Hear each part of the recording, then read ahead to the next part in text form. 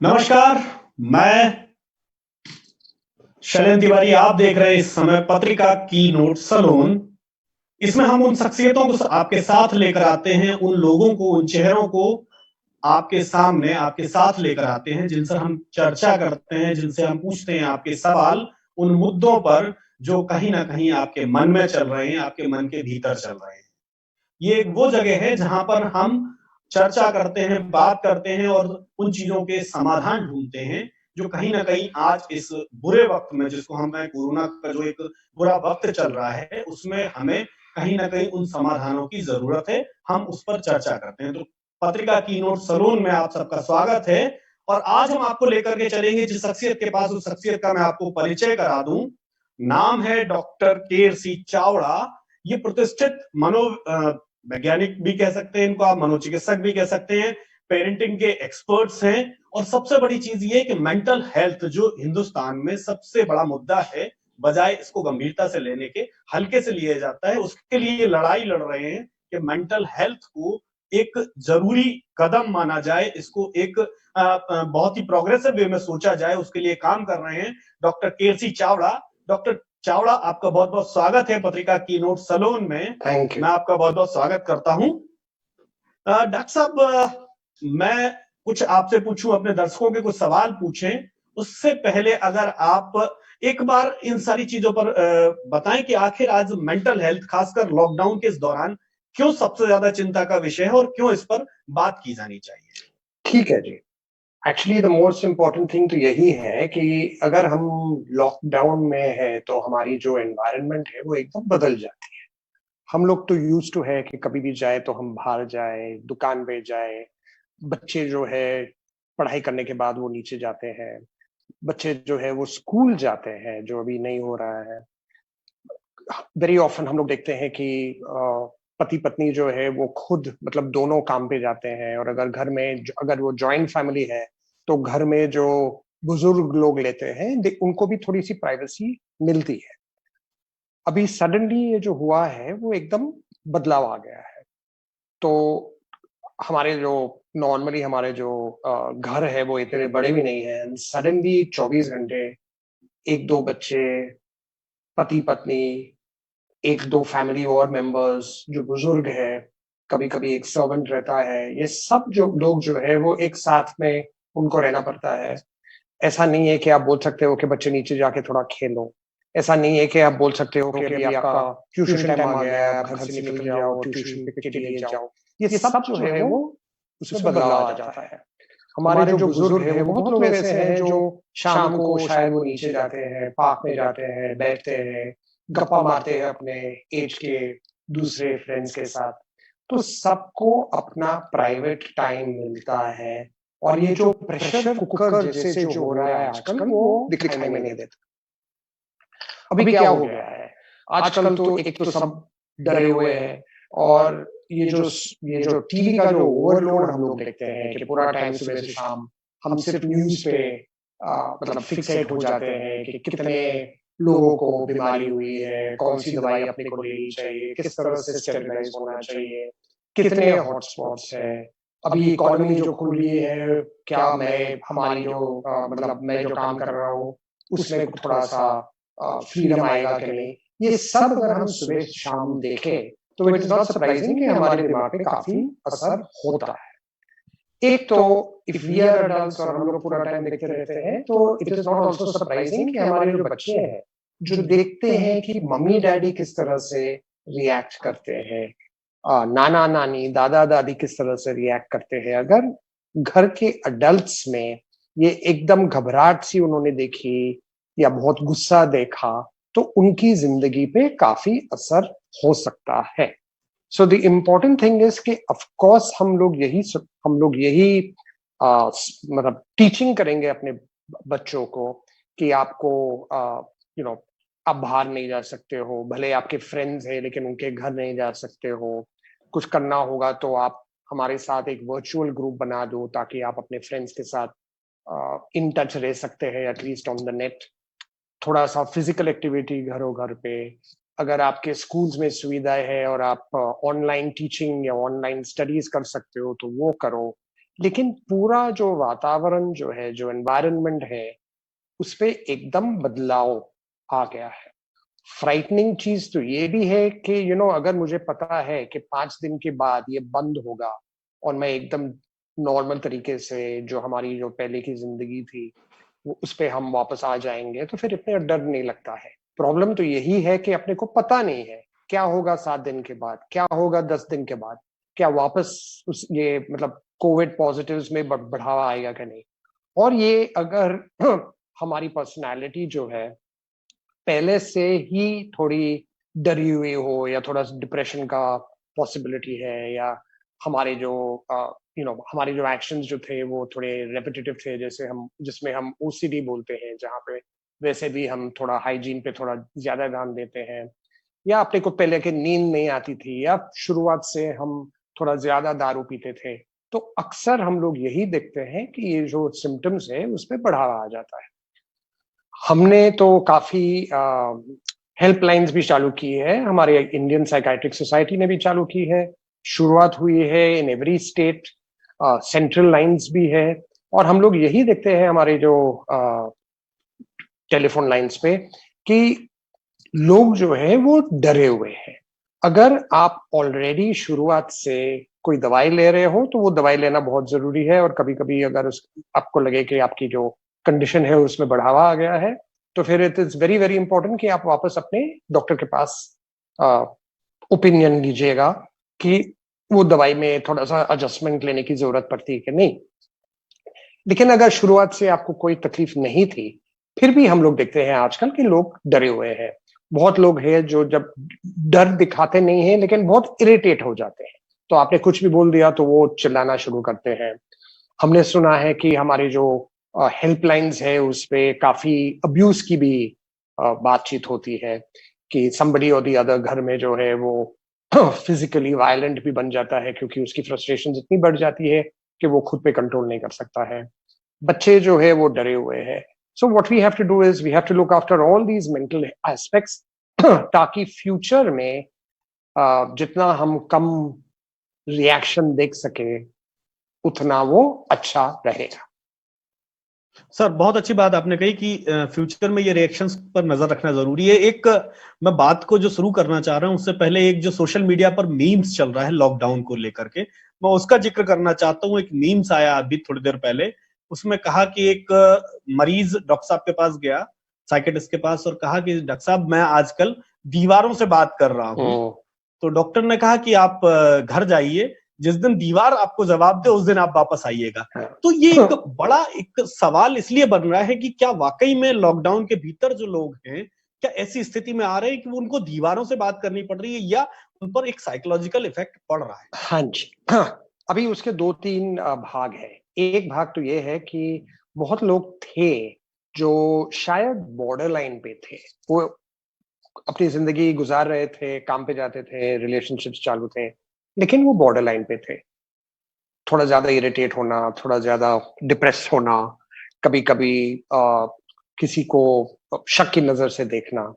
और ये जब प्रेशर आ जाता है तो वो बॉर्डर लाइन चीज जो है वो बढ़ जाती है, और उनको एक्चुअल साइकाइट्रिक डिजीज हो जाता है। अभी साइकाइट्रिक डिजीजेस बहुत कॉमन है, वी से 25% ऑफ द पॉपुलेशन को होने वाला है, मतलब 4 लोगों में से 1 को तो होना ही है। कॉमनेस्ट जो है वो डिप्रेशन है और घबराहट है। लेकिन उसके साथ साथ ये जो आपने जिक्र किया कि वो बातचीत वाली बात, इट इज अ मेजर साइकोसिस, और वो भी हम देखते हैं। और हमें लगता है कि शायद ये ऐसी जो नौबत है जो आप बता रहे थे शायद बढ़ भी सकती है। Of course it was meant to be a joke, ये जो मेम तो हमने भी देखी है, it was meant to be a joke. कई लोग दीवारों से बात करते हैं, कई लोग प्लांट से बात करते हैं, कई लोग एनिमल से बात करते हैं। बट उसमें एक फैक्ट है कि अगर आपको लगे कि वो आपसे बात करें तो it would be a good idea कि आप डॉक्टर से बात करें, because this is certainly a psychiatric disease. असलियत में तो होने वाला नहीं है, और अगर ऐसा हो रहा है और आपको लगातार लग रहा है कि कोई मुझसे बात कर रहा है, या जब मैं चल रहा हूं तो कोई मेरे दिमाग में मैसेज भेज रहा है, या आप टीवी देख रहे हो और आपको लगा कि टीवी जो है वो मुझे पर्सनली बात कर रहा है, ये सब मैसेजेस देख रहा है, या सब लोग जो है मेरे पीछे है, which is one of the major problems that we see, तो जरूर आपको डॉक्टर से मतलब डॉक्टर का ओपिनियन लेना चाहिए। But that is the more major part, और वो इतना हम देखते नहीं है। कॉमनेस्ट जो हम देखते हैं is actually depression and anxiety. अब डिप्रेशन में क्या होता है, बाय एंड लार्ज लोग बहुत उदास होते हैं, वो नॉर्मल जो उनमें जो इंटरेस्ट थे, टीवी देखना, पिक्चर्स देखना, बाहर जाना, अच्छा खाना खाना, वो सब जो इंटरेस्ट थे, वो ऐसा लगता है कि अभी मुझे कोई किसी चीज में इंटरेस्ट ही नहीं है। वो बोलते हैं कि कभी कभी नींद नहीं आती है, कभी बहुत ज्यादा नींद आती है, भूख नहीं लगती है, कभी बहुत ज्यादा भूख लगती है, रोने का मन करता है, कभी कभी बहुत गुस्सा आता है, कभी मैं बहुत चुपचाप बैठा रहता हूँ और लोग मुझे पूछते रहते हैं कि क्या हो गया क्या हो गया, कभी मैं बहुत गुस्सा करता हूँ और लोग मुझे बोलते हैं कि आपका मूड को क्या हो गया। ये सब जो है वो एक डिप्रेशन का भाग रहता है। चिल्ड्रन में वन इंपॉर्टेंट चीज ये है कि कभी कभी दी ओनली सिम्टम जो वो बोलते हैं इज कि मेरा सर दर्द कर रहा है, मेरा पेट में दर्द है, मेरे छाती में दर्द है। और आपने शायद पीडियाट्रिशियन के पास आप ले भी जाए और पीडियाट्रिशियन बोलेगा कि ऐसा तो कोई फिजिकल प्रॉब्लम है ही नहीं, और फिर वो सोचते हैं कि शायद कुछ एंजाइटी या स्ट्रेस वाली बात होगी, और फिर हम लोग इंटरवीन करते हैं और देखते हैं अपने को क्या करना है। उसी तरह से एक भाग रहता है जिसको हम घबराहट बोलते हैं, एंजाइटी। अभी एंजाइटी तो सबको पता है, डर, कि अपने को लगता है कि कुछ बुरा होने वाला है। और अगर ये एकदम बढ़ गया तो एक पैनिक अटैक जैसे आता है, मतलब आपको एक्चुअली लगता है कि आपको हार्ट अटैक हो गया, आपके छाती में दर्द होता है, ब्रीदिंग की प्रॉब्लम्स आ जाती है, आपको लगता है कि मैं सांस नहीं ले पा रहा हूँ। कभी कभी आपके आंख के सामने काला काला लगता है, कभी आप एक्चुअली फेंट हो जाते हो, पेट में दर्द होता है, ऐसा लगता है कि पेट पे एक पत्थर जैसे आ रहा है, और आप भाग के हॉस्पिटल जाते हो क्योंकि आपको लगता है कि आपको हार्ट अटैक हुआ है, और डॉक्टर आपको चेक करके बोलता है कि इसमें सब ब्रेन का प्रॉब्लम है, इसमें हार्ट का कोई प्रॉब्लम। सो ये सब हम देखते हैं। सर, एक डॉक्टर अंशुल महाजन जी सवाल पूछ रहे हैं कि इस लॉकडाउन के ड्यूरिंग कैसे, मतलब वो सामान्य लक्षण कौन से हैं जिनके जरिए पता चले कि ये साइकेट्रिक इशू है या नहीं है? हाँ, तो जो मैंने आपको बताया ये सब सिम्टम्स जो है, तो मैंने ऑलरेडी इसका जिक्र किया है।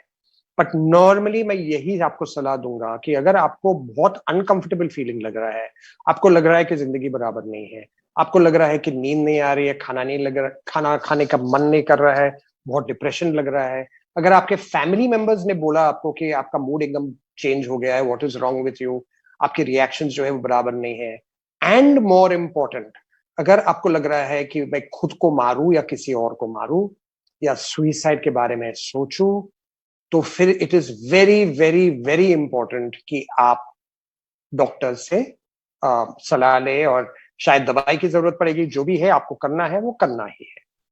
प्लीज डू रियलाइज कि आपको ऐसे जो नेगेटिव विचार आते हैं या नेगेटिव सिम्टम्स आते हैं, किसी को भी आ सकता है।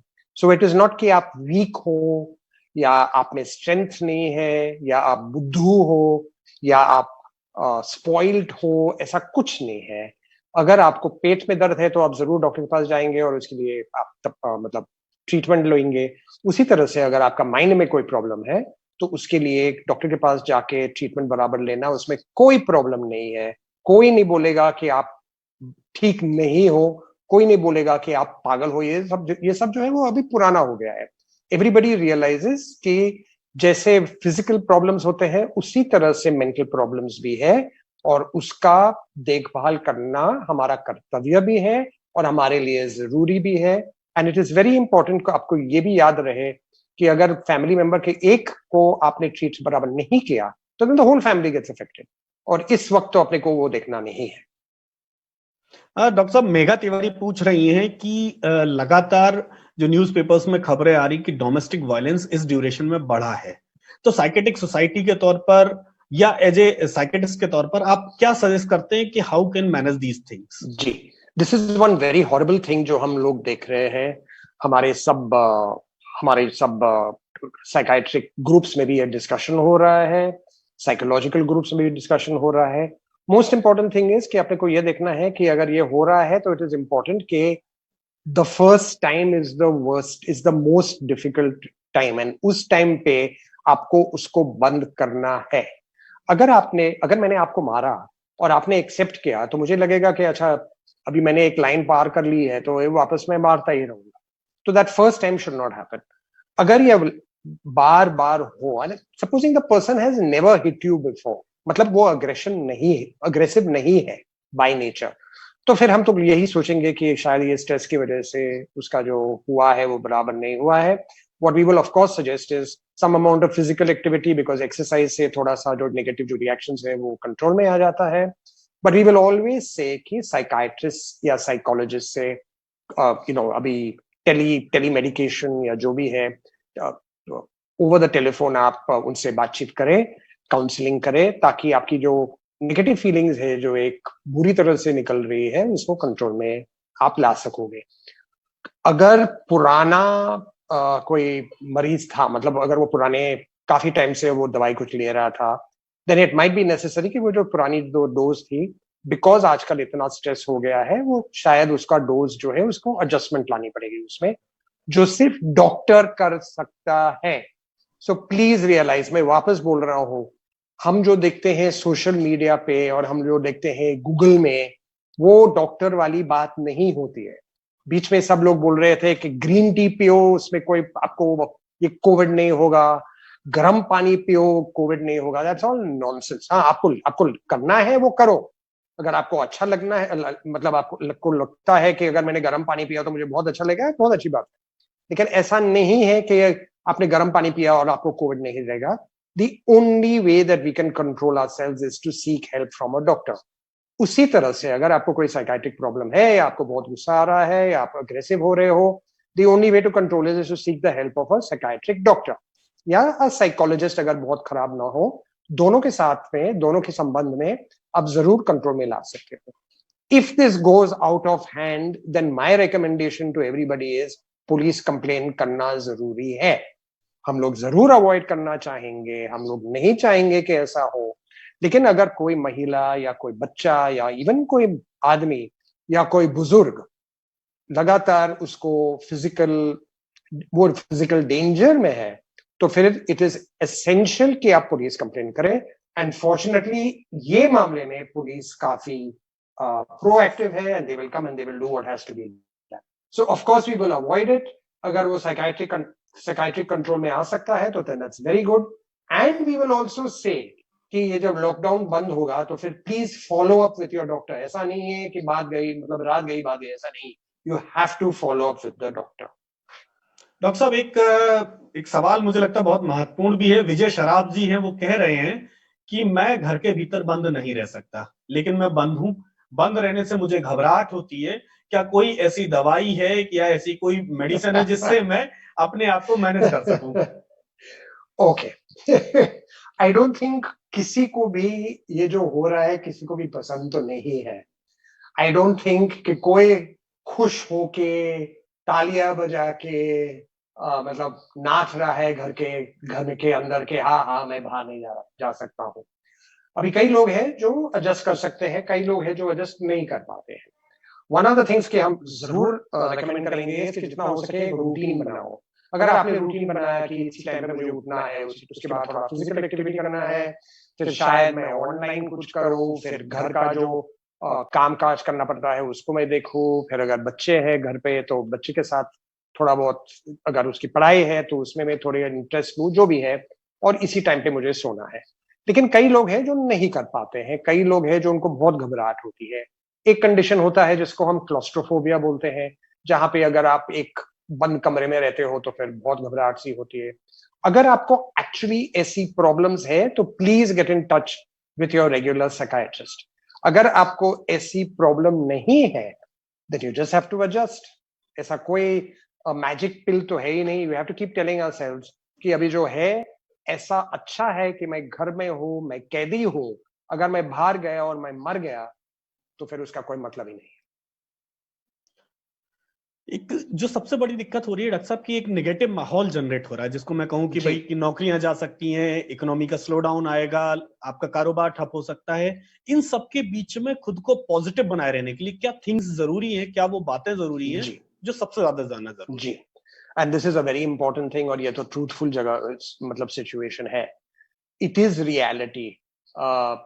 अब वो 3-4 डेज अगो मैंने ऐसा ही वेबिनार किया था एक बड़े रियल एस्टेट मतलब कंपनी से, which is all India, because अभी आजकल तो रियल एस्टेट तो एकदम मतलब उसमें कोई करने वाला तो है ही नहीं, अनलेस समथिंग कुछ चमत्कार हो, and everybody was very frightened. हमारे पास एयरलाइन स्टाफ आते हैं, अभी मान लो कि the man is a pilot और उसी एयरलाइन में उनकी वाइफ जो है वो एयर होस्टेस है। अभी इतने महीनों से, मतलब इतने दिनों से ये चल ही नहीं रहा है, तो इट इज नॉट सरप्राइजिंग कि अगर हमने देखा कि हमारी EMIs है, मुझे पैसे देने हैं, बच्चे का ख्याल रखना है, सब कुछ करना है, and we don't actually have it happening, तो इट इज नॉट सरप्राइजिंग कि हमारे जो लोग हैं वो बहुत ही डर जाते हैं, बहुत घबरा जाते हैं, they don't know what to do. There is no simple solution. मैं ये नहीं बोलूंगा कोई संत जैसे कि आपको एक्सेप्ट करना है और ये जिंदगी का भाग है, वो सब ठीक है, वो फिलॉसफी है। जरूर अगर आपको स्पिरिचुअल बेंट है तो please get more involve with spirituality. हमने काफी देखा है कि बहुत लोग हैं, अगर उन्होंने स्पिरिचुअल इस पे थोड़ा ज्यादा ध्यान दिया, they were already there, then it seems to help them. और अगर ये आपको हेल्प होता है तो please go ahead with it.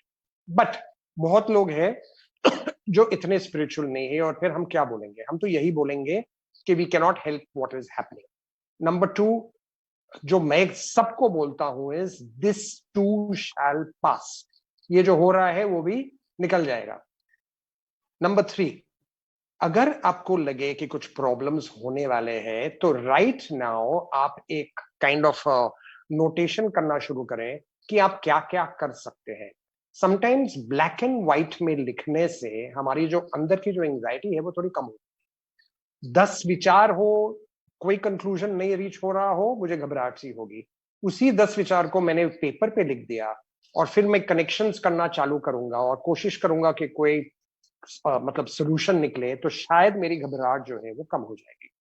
Point number 4, we must remember कि यूजुअली हमारी जो इमेजिनेशन होती है वो एक्चुअल रियलिटी से कम होती है, उससे बहुत ज्यादा होती है। सो हम लोग बहुत विचार करते हैं और एक्चुअल रियलिटी में शायद होगा नहीं। But we have to accept कि इकोनॉमी खराब हो रही है, वी हैव टू एक्सेप्ट कि there is going to be pen.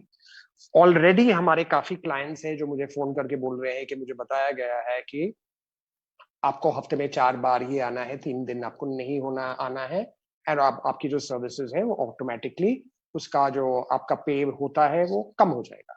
I have had somebody from the TV industry who has told me कि उनको 30% cut already they been told कि उनको नहीं मिलेगा। These are facts.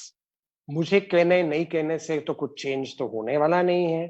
All I will say is कि this will pass. आप जितना हो सके कंट्रोल करें, जितना आप ब्लैक एंड व्हाइट में लिखे, so that for the future when things open out you have some ideas. And this is also the time जहां आप प्रैक्टिकल रहे, बहुत खर्चा मत करना। अगर आपको मतलब हॉलीडेज पे जाना है या कुछ नया फर्नीचर लाना है तो थोड़े टाइम के लिए रुकावट ले लाइए, टिल वी नो के समथिंग इज कंफर्म्ड। हमें खुद पे पाबंदी रखनी, हमें खुद पर पाबंदी रखनी है। मैं एक बार अपने दर्शकों को फिर बता दें कि हम इस समय पत्रिका की नोट सलोन में जुड़े हुए हैं। हमारे साथ डॉक्टर केरसी चावड़ा जी हैं।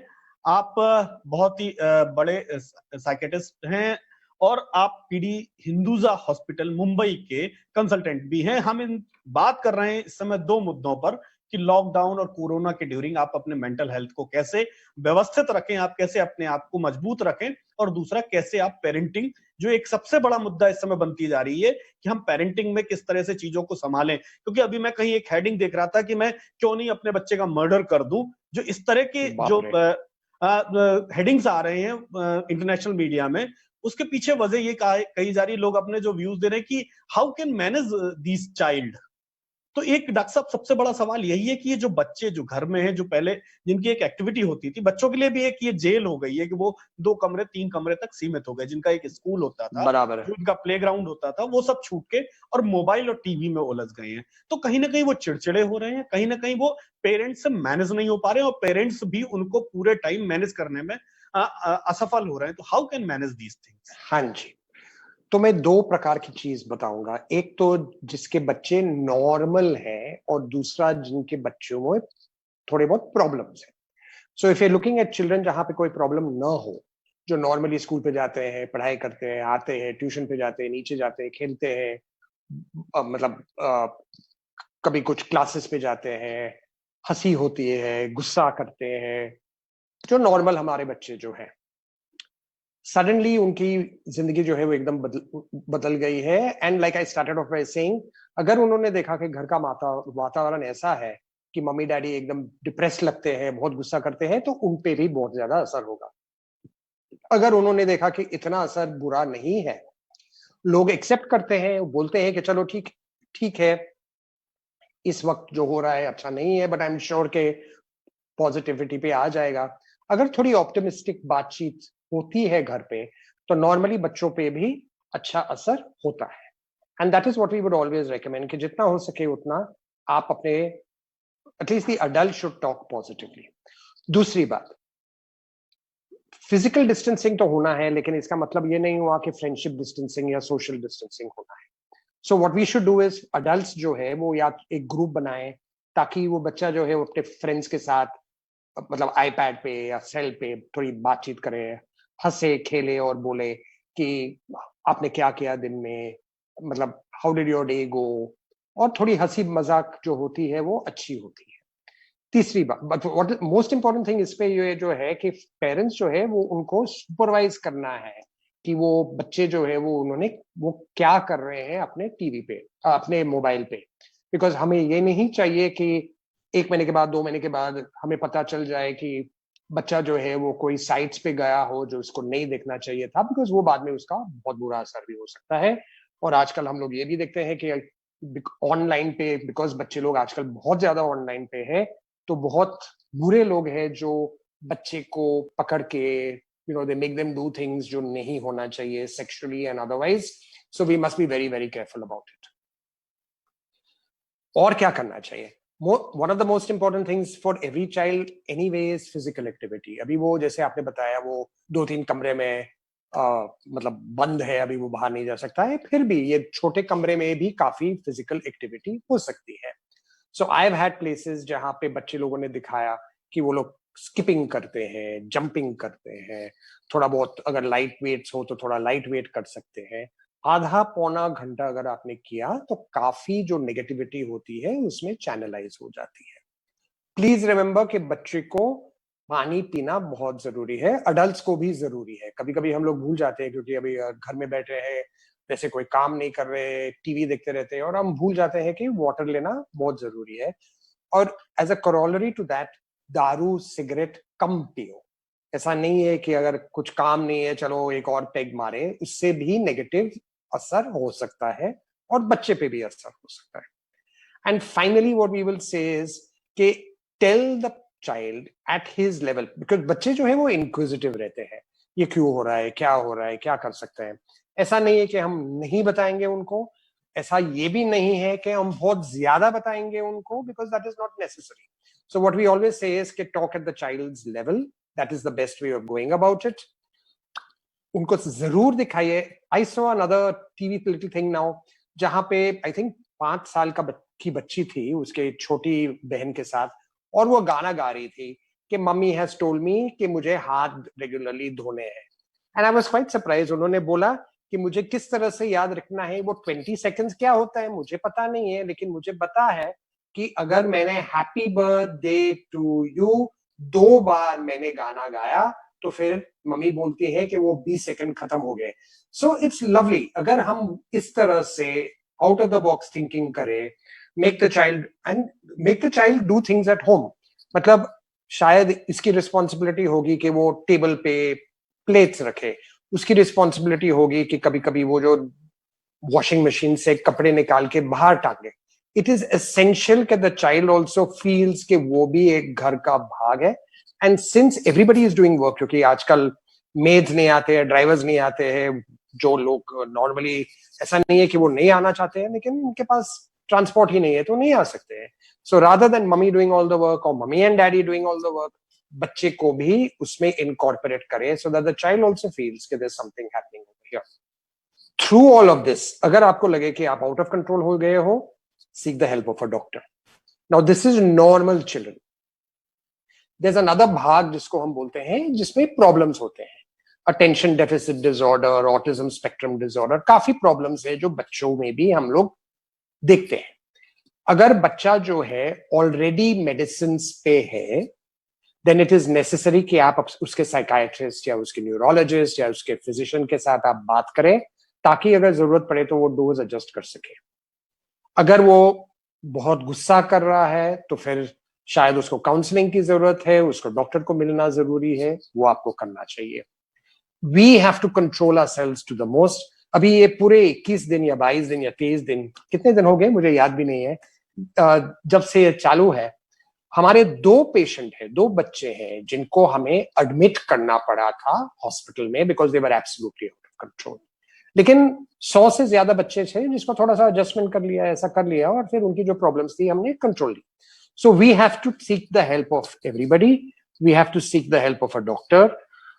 और यस, लॉकडाउन है लेकिन मेडिकल सर्विसेज चालू है। अगर आपको लगता है कि ये जो बच्चा जो है वो आउट ऑफ कंट्रोल हो रहा है, उसके जो बहुत नेगेटिव फीलिंग्स आ रहे हैं, बहुत अग्रेसिव हो रहा है, बहुत गुस्सा कर रहा है, तो फिर take him to the doctor next door, take him to the hospital close by, और उनकी इमरजेंसी सर्विसेज जरूर चालू होगी।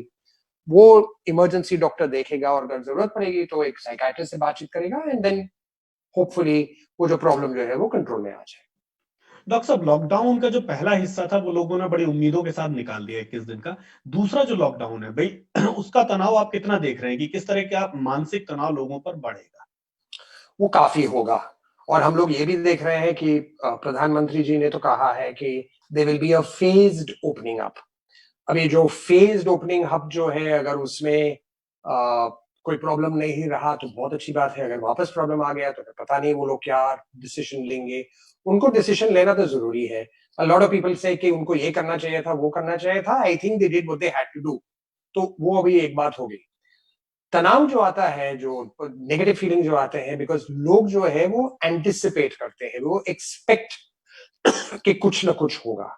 जिस तरह से हम लोग देखते थे कि केसेस जो है वो बढ़ रहे हैं, उसमें बढ़ावा आ रहा है, जगह जगह पे हो रहा है, I think everybody had already known कि ये लॉकडाउन एकदम बंद तो नहीं होने वाला है। It would be stupid to do it, and I don't think हमारे मिनिस्टर्स जो है वो इतने स्टूपिड है। So they have done the right thing. Having said that, it is natural कि अगर हम 7 दिन के लिए रहे जेल में और फिर हम निकले, या उम्मीद है कि हम निकलेंगे और फिर नहीं होता है, और उसके 22 दिन होते हैं, तो फिर वापस थोड़ी सी उम्मीद आ जाती है कि 22 दिन के बाद हम निकलेंगे, और फिर हमें कहा जाता है कि 2 और हफ्ते, तो फिर it is not natural and normal कि थोड़ी फ्रस्ट्रेशन आ जाती है, थोड़ी नेगेटिव फीलिंग्स आ जाती है। And if you are already थोड़ा सा depressed and you are already थोड़ा सा एंग्शियस, तो वो एंजाइटी और डिप्रेशन जो है उसमें बढ़ावा आ जाता है। सो हम लोग बहुत देखते हैं आजकल, थोड़ा सा फ्रस्ट्रेशन आ जाता है, कभी कभी होपलेसनेस आ जाता है कि ये कब खत्म होगा, हम ये एक्सेप्ट नहीं कर सकते हैं। But I am optimistic and I believe कि सब में वो कैपेसिटी है, वो जरूर एक्सेप्ट कर सकेंगे, जरूर कोप कर सकेंगे, and we will get out of this. हम इस परिस्थितियों से बाहर निकलेंगे। मीनू जाजू हैं, वो पूछ रही हैं कि सर, इस डिप्रेशन से निकलने के लिए बिना दवाई के क्या इलाज है कि हम बिना दवाई खाए इस तरह का जो डिप्रेशन अगर बढ़ता है तो उससे हम बाहर निकल? मैं आपको एक चीज पूछूंगा मीनू जी, अगर आपको फ्रैक्चर हो गया है आपके लेग के, तो मैं आपको जरूर सलाह दूंगा कि आप योगा करें, फ्रैक्चर अपने आप हील हो जाएगा। ऐसा मैं कह सकता हूं? नहीं कह सकता हूं। उसी तरह से अगर आपको क्लिनिकल डिप्रेशन है तो दवाई की जरूरत है। फिनिश। बड़ा सवाल यही कि दवाई की जरूरत है, लेकिन डॉक्टर साहब, अगर क्लिनिकल डिप्रेशन नहीं है, अगर मैं कहूं कि अगर क्लिनिकल डिप्रेशन, सी, हर एक आदमी जो उदास है वो डिप्रेस नहीं है। हर एक बच्चा जो थोड़ी चंचलता दिखाता है उसको अटेंशन डेफिसिट नहीं है। हर एक आदमी जो कभी कभी उसको घबराहट होती है उसको एंजाइटी डिसऑर्डर नहीं है। लेकिन अगर आप बोल रहे हैं कि उसको डिप्रेशन है, then we are looking at it in terms of a clinical disease. Clinical disease के लिए दवाई लेना जरूरी है। यस, आप काउंसलिंग भी ले सकते हो, लेकिन दवाई लेना जरूरी है। अदरवाइज अगर आप थोड़े से डिप्रेस्ड हो, थोड़ा सा अच्छा नहीं लग रहा है, थोड़ा उदास हो, not enough so that we call it clinical depression, तो रूटीन रखो, हंसो खेलो, अपने फ्रेंड्स के साथ थोड़ा मतलब ऑन द नेट रहिएगा, इंश्योर कि आप पानी बराबर पियो, इंश्योर कि आपको नींद बराबर आए, अगर आपको कोई फिजिकल प्रॉब्लम्स हो तो उसका आप कंट्रोल करें। And it is very important, जो मैं बोलता रहता हूँ हर एक आदमी को, कि थोड़ा सा फिजिकल एक्टिविटी इनकॉर्पोरेट करो अपने लाइफस्टाइल में, because physical activity is extremely important. In a natural way वो थोड़ी नेगेटिव जो इमोशंस होती है, नेगेटिव फीलिंग्स जो होती है, वो चैनलाइज हो जाती है, so that it becomes better for everybody. But if you have a clinical problem, medicines लेना जरूरी है। डॉक्टर साहब, एक सबसे बड़ा सवाल फिर वही घूम फिर के आ जाता है कि कैसे हम ये आइडेंटिफाई करें कि ये क्लिनिकल डिप्रेशन है या एक सडन मेरे को एक डिप्रेशन का शिकार बराबर। तो अगर आपको पता नहीं है तो I think the best thing is कि आजकल हर एक शहर में there are some helplines which are going on. हर एक शहर पे देयर वुड बी फैसिलिटीज जहां पे डॉक्टर्स जो है वो, बिकॉज आजकल government, all state governments, central government has laid down rules कि बिकॉज वो चाहते हैं कि पेशेंट, मरीज जो है वो खुद हॉस्पिटल पे ना आए या खुद डॉक्टर के पास ना जाए, तो they should be allowed to do telemedicine या जो भी है टेली काउंसलिंग और व्हाटएवर। तो आपको ढूंढना है आपके शहर में या आप जहां भी रहते हैं, या तो आप सेपरेट डॉक्टर से बातचीत करें, या अगर हेल्पलाइंस है, बिकॉज आजकल हर एक शहर में वो हेल्पलाइंस हम देते रहते हैं, वो हेल्पलाइंस को पे आप फोन करके बातचीत करें, और वो जो एक्सपर्ट है हेल्पलाइन पे, he will be in a position to tell you कि आपको एक्चुअल क्लिनिकल डिप्रेशन है, आपको एक्चुअल एंजाइटी है, या थोड़ी सी घबराहट है जिसके लिए ये आप कर सकते हो, या एक्चुअली आपको दवाई की जरूरत है। अभी मैं बॉम्बे में हूं और मैं खुद 4 हेल्पलाइन सर्विसेज में मेरा मतलब आई वर्क फॉर देम, और हम लोग ये देखते रहते हैं, कॉल्स आते रहते हैं, एंड वी फाइंड आउट कि बहुत लोग हैं जिनको दवाई की जरूरत है, और जैसे आपने बोला बहुत लोग हैं जो उनको दवाई की जरूरत नहीं पड़ती है। But if it is clinical depression, if it is clinical anxiety, तो दवाई लेना जरूरी है। और ये सब जो है ना कि हाय हाय हाय दवाई ली क्या होगा, मैं मुझे ये हो जाएगा वो हो जाएगा, इट्स ऑल नॉनसेंस। गूगल पे आप ध्यान मत दो, Google is not a doctor. Google is 15 years old या 17 years old। हम लोग जो है वो प्रैक्टिस में 20, 30, 40 years से कर रहे हैं। सो Google is not a doctor. Yes, ये भी नहीं बोलेंगे, बिकॉज बहुत लोग ऐसे भी है जो बोलते हैं मेरी दादी को ये हुआ था तो मैंने उनकी दवाई ली है, and that is stupid. But उसी तरह से अगर जरूरी है तो लेना चाहिए। डॉक्टर साहब, तभी जो आपने बात कही कि एक लोगों के बीच में भ्रम है कि जैसे ही आप साइकेट्री की दवाइयां शुरू करते हैं उसके साइड इफेक्ट्स बहुत हैं और लोग शायद इससे डरते हैं। दूसरी एक और थिंग है, जैसे ही आप किसी साइकेट्रिस्ट के पास गए तो आपको माना जाता है कि आप पागलों के डॉक्टर के पास गए। ये जो दो भ्रम है, इनको कैसे, मतलब ये क्या वाकई में एक चीज तो ये कि क्या इन दवाइयों के साइड इफेक्ट दूसरी दवाइयों की तुलना में ज्यादा हैं, और दूसरा इस भ्रम को कैसे तोड़ा जाए कि जो ये बना हुआ है कि अगर मैं साइकेट्रिक डॉक्टर से मिलने गया तो मैं पागलों के डॉक्टर से मिलके आया, मतलब मैं पागल हूं। Okay, so let me answer the second question first, कि अगर मैं डॉक्टर के पास गया तो मैं पागल हूं। मेरी I think I am doing now, मेरे 40 साल हो गए साइकाइट्रिस्ट, मतलब साइकाइट्री करके। तो जब हमने शुरू किया था तो शायद ये स्टिग्मेटाइजेशन था। आजकल हम लोग देखते हैं कि स्टिग्मेटाइजेशन बहुत बहुत बहुत कम है, बहुत कम है, एटलीस्ट बिगर सिटीज में। एंड हम तो काफी दूसरे सिटीज से भी मतलब जब अपने को इंफॉर्मेशन मिलता है तो हमारे सब जो कलीग्स हैं वो सब बोलते हैं कि उनकी ओपीडीज एकदम भरी हुई रहती है, बहुत पेशेंट्स आते हैं। तो मेरा ख्याल है स्टिग्मेटाइजेशन जो है वो काफी कम है। यस, ऐसा नहीं है कि नहीं है, लेकिन पहले के हिसाब से तो बहुत ही कम है। हमारे पास जो आते हैं फिल्म स्टार्स आते हैं, इंडस्ट्रियलिस्ट आते हैं जो भारत गवर्नमेंट को चलाते हैं, जजेस आते हैं, डॉक्टर्स आते हैं, टीवी के बहुत लोग आते हैं, शायद आप भी आएंगे कभी हमारे पास, हमारी यही उम्मीद होगी। So the important thing is कि कोई भी आ सकता है। बहुत डॉक्टर्स हैं जो दवाई ले रहे हैं और बहुत अच्छी मतलब खुश है। So if I am telling you के अंदाजे से mental health affects 1 in 4 people, मतलब 25% लोगों को पॉपुलेशन में कोई ना कोई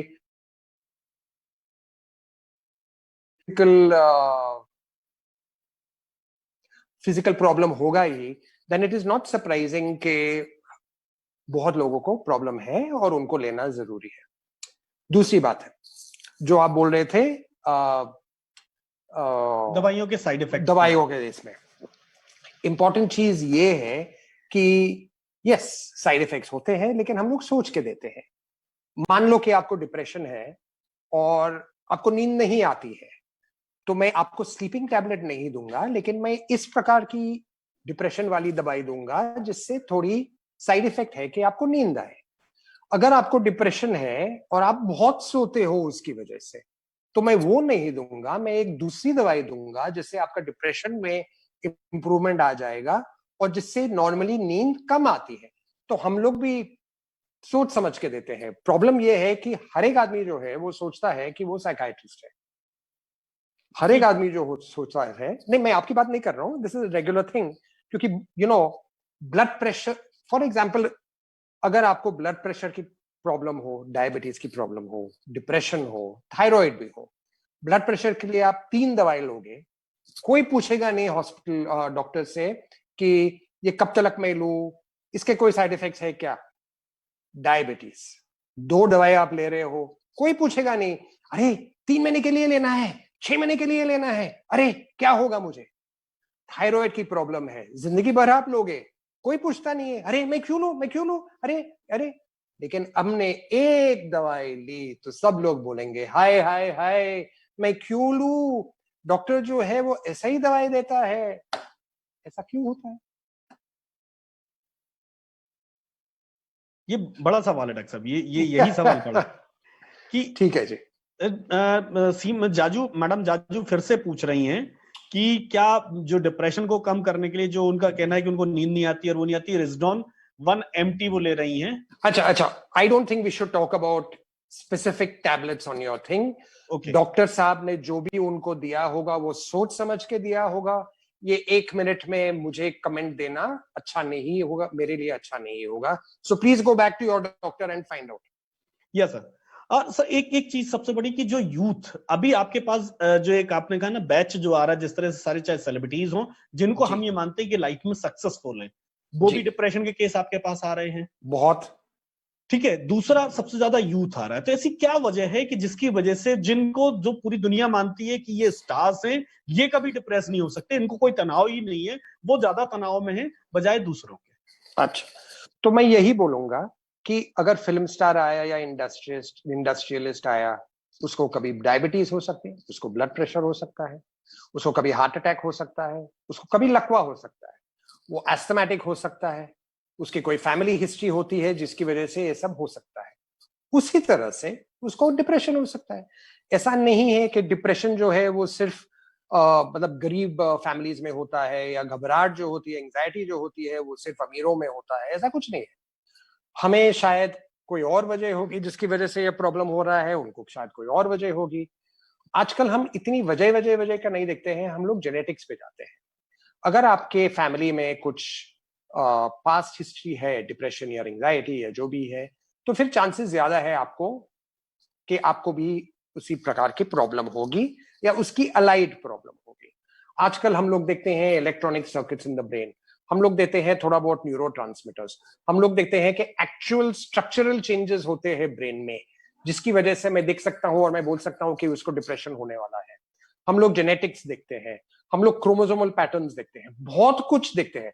आजकल एफएमआरआई होता है, एमआरआई होता है, सीटी स्कैन होते हैं जो पुराने नहीं थे, वो देख के हम लोग बहुत कुछ कंक्लूड कर सकते हैं।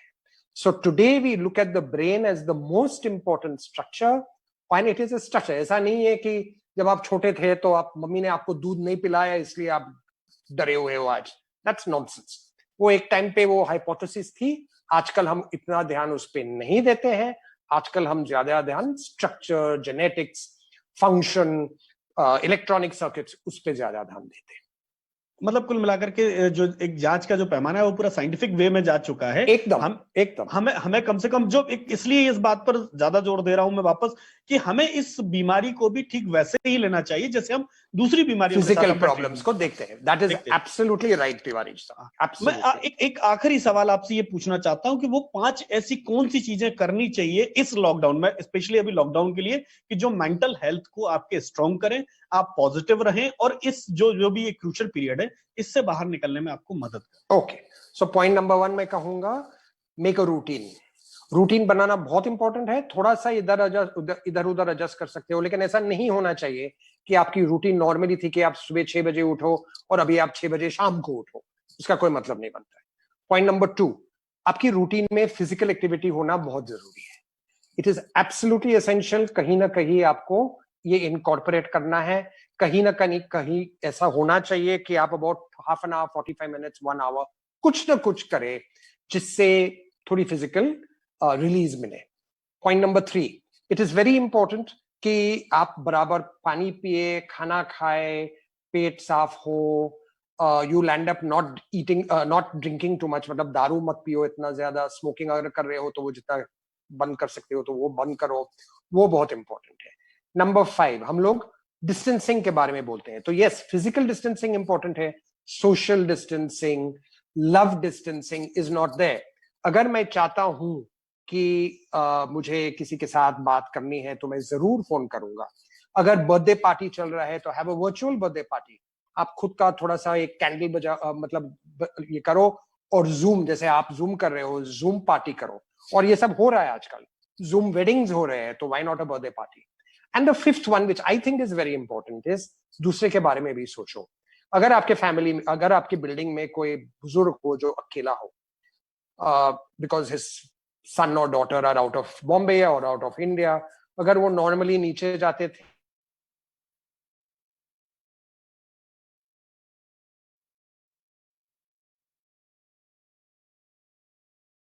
पा रहे हैं कि जितना हो सके उतना अगर आप थोड़ा सा उनको भी ध्यान दे। वो जो कनेक्टेडनेस होती है कि मैं भी सोसाइटी का एक भाग हूं और दूसरे लोग भी सोसाइटी के एक भाग हैं, अगर वो आप कर सके तो मेरा ख्याल है उसमें काफी इंप्रूवमेंट होगा और आपको थोड़ा ठीक लगेगा। And go with the premise कि ये इनडेफिनेट नहीं हो सकता है, थोड़े टाइम के बाद इस पे लॉकडाउन जो है वो उससे हम निकलेंगे ही। So this too shall pass, ये दिन भी हम गुजर सकेंगे।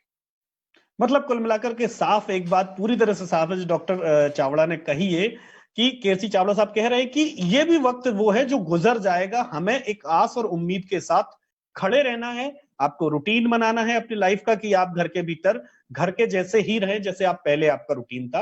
आप थोड़ा सा फिजिकल एक्सरसाइज अपने लाइफ में शामिल करें और मेंटल हेल्थ को स्ट्रॉन्ग करने के लिए पॉजिटिव रहें। डॉक्टर साहब जाते जाते आप कुछ मैसेज देना चाहेंगे हमारे व्यूअर्स को? मैं यही मैसेज दूंगा कि खुद पे थोड़ा सा फेथ रखो। स्ट्रेंथ नहीं है, ये जो हो रहा है वो बहुत बुरा हो रहा है, बहुत बुरा हो रहा है। How am I going to be able to cope, मैं कैसे इसका ये सामना करूंगा। और हमारे इतने सालों के बाद मुझे यही एक चीज करना है कि लोगों में वो पॉसिबिलिटी है, वो प्रोबेबिलिटी है, वो एक चीज है, एंड दे विल ओवरकम। सिर्फ उनको पकड़ के रखना है कि हमें करना है, मतलब करना है। अगर मुझे हाय हाय हाय क्या करूं, अगर वो ही करना है तो फिर तो कुछ नहीं होगा। अगर मुझे देखना है कि मुझे करना ही है और मैं कर पाऊंगा, तो मेरी सलाह है कि मेरा थिंकिंग है कि आप जरूर कर पाओगे। So I am going to leave you on an optimistic note. I am going to say कि यस, जो हो रहा है बुरा हो रहा है, नहीं होना चाहिए था। It's very bad what is happening, जो हम देखते हैं टीवी पे, इट्स टेरेबल, लेकिन it is a phase and we will get over it. Thank you. Thank you doctor साहब। आप थे हमारे साथ हिंदुजा हॉस्पिटल के psychiatry consultant doctor KC Chawda ji, आपका बहुत बहुत धन्यवाद। हम फिर नए सेशन में नई बात लेकर के हाजिर होंगे, तब तक अपने दर्शकों को नमस्कार। डॉक्टर साहब बहुत बहुत धन्यवाद आपका। Thank you, bye bye.